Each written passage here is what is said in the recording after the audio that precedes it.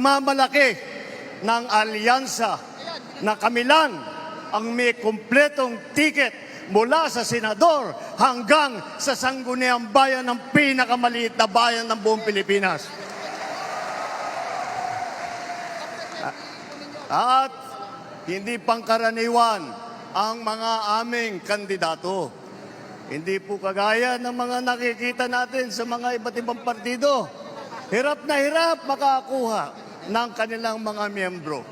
Ang aming pong ipinagmamalaki at pinaglalaban ay subok na at matagal nang nagseserbisyo sa publiko.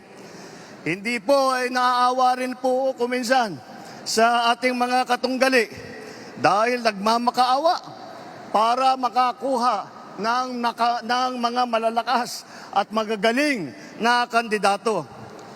Di tulad ng iba, karampot lang ang kandidato. Dito po, buo kami. Hindi lamang buo sa numero, ngunit buo ang loob para ipaglaban ang kapakanan ng bawat Pilipino at ang buong Pilipinas.